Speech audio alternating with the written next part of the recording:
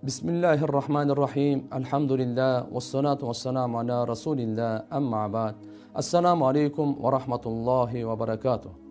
Урматтуу мекендештер, кадырлуу мусулман бир туугандар, ардактуу ата эне, ага эне, эже карындаштар, баарыңыздарга жараткан Алла Тааланын тынчтыгы, саламы, мээрими, ырайымы жана берекеси болсун. Баарыңыздарды келе жаткан берекелүү, нурлуу, куттуу Рамазан айы менен куттуктайм.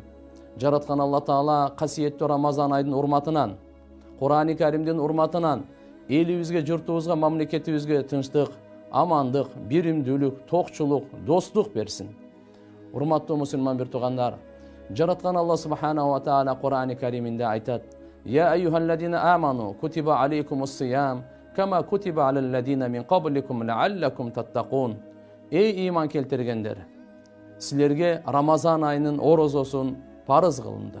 Кандай силерден мурдагыларга дагы парыз кылынгандай.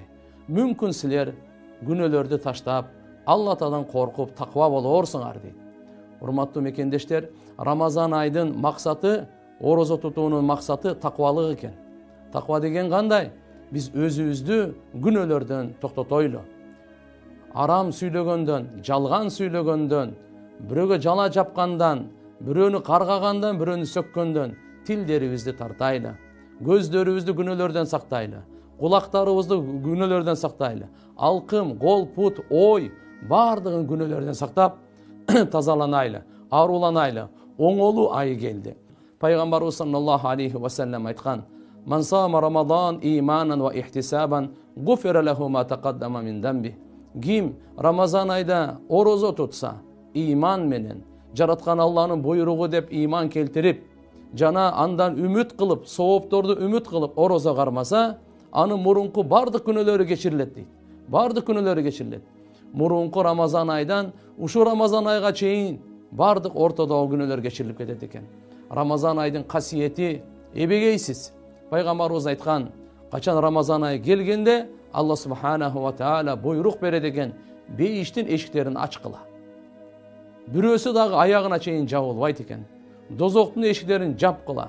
Бирөөсү дагы аягына чейин ачылбайт экен. Тоң моюн шайтандарды кишендегиле" дейт.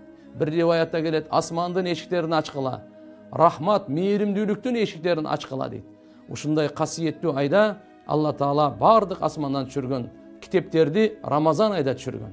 Таурат, Забур, Инжил, ыйык Кур'ан-ы Каримди Алла Таала Рамазан айда кадыр түндө түшүргөн.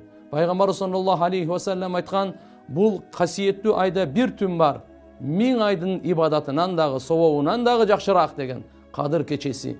Ушул айда акыркы 10 күнү этикаф болот эле. Пайгамбарыбыз адамзаттын эң берешени Рамазан айда дагы берешендүүлүгү, жоомарттыгы күчөйөт эле. Рамазан айда ким орозо кармаса, пайгамбарыбыз айтат: "Таң аткандан күн батканга чейин ага 70 000 периште дуа кылат экен. 70 000 периште истигфар, ушу бенденин күнөөсү кечирилсин деп дуа кылат экен." Пайгамбарыбыз бир риваятта айтат: "Ар бир мусулман эркек аялдын саар кеч бир дуасы сөзсүз кабыл болот" дейт. Саарлык өзүнчө береке, таравих намазы өзүнчө береке. Бул ыйык айда бир нафил ибадат фарызга тете, фарызга тең боло турган Алла Таалам сооп берет. Ал эми бир фарыздыкы болсо 70 фарызга чейин. Бул айдын алгачкы 10 күнү Алланын мээримдүүлүгү, ортоңку 10 күнү Алланын кечиримдүүлүгү, акыркы 10 күнү дозоктон куткаруусу. Алла Субханаху Таала ушул айдын касиетинен күн сайын күнөөлөрдүн себебинен дозокко түшүп калган мусулмандардын 60 000-ин ооз ачарлык учурда чыгарат экен. Аягында жалпысынан ушул айда канча чыгарган болсо, ошончону чыгарат экен. Караңызчы кандай касиеттүү ай. Ар бир саждага 1500 сооп берилет деген. Ал эми ошо Рамазан айда Алла Таалам ашыкча 40 сажда берди. 20 таравих, 20 рекет таравих намаз, 40 саждасы менен. 40 сажда ашыкча берип атат сиздерге, биздерге. Анткени бенде пайгамбарыбыз айтат: "Аллага эң жакындаган учурда бул саждада болот" дейт.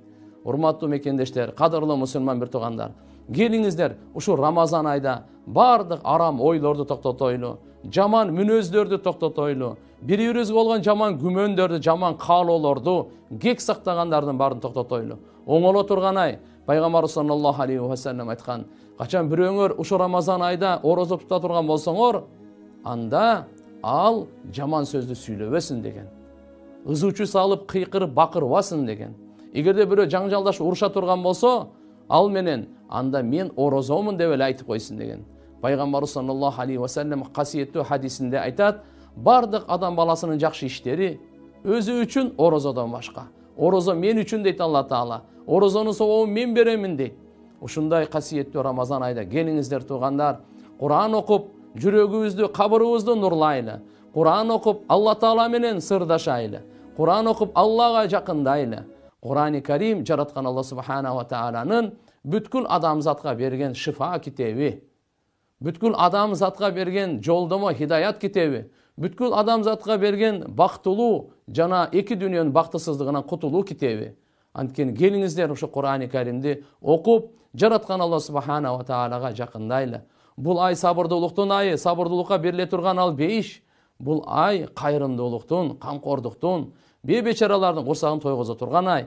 Пайгамбарыбыз хадисинде айтат, кимде ким орозо туткан кишиге ооз ачтырса, ага жараткан Алла Таала биринчиден күнөөсүн кечирет, экинчиден дозоктун отунан куткарат, үчүнчүдөн канча сооп алса орозо туткан киши, ошончолук соопду Алла Таала буга берет.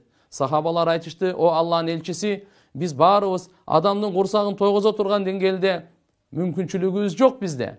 Десе, пайгамбарыбыз айтат, буга Алла Таала бул соопту бир уртам сууга дагы, бир уртам сүткө дагы, бир курма менен дагы ооз ачтырганга бере берет дейт. Келиңиздер туугандар, кол ачыктык, берешендүүлүк, бири-бирибизге болгон асыл ойлор, жакшы тилектер менен ошо Рамазан айды өткөрөйлү. Оңоло турган ай, тагдырыбызда Алла Таалам көптөгөн Рамазан айын жазган болсун. Тагдырыбызда жараткан Алла Субханаху ва Таала көптөгөн жакшылыктарды жазган болсун. Ошо касиеттүү айдын берекесинен элибизге, журтубузга, мамлекетибизге амандык, тынчтык, биримдүүлүк, токчулук Алла Субханаху ва Таала насип кылсын. Ар кандай кырсык апат балелерден сактасын. Ва ахиру да'вана анил хамдулиллахи rabbil alamin. Ассаламу алейкум ва рахматуллахи ва баракатух.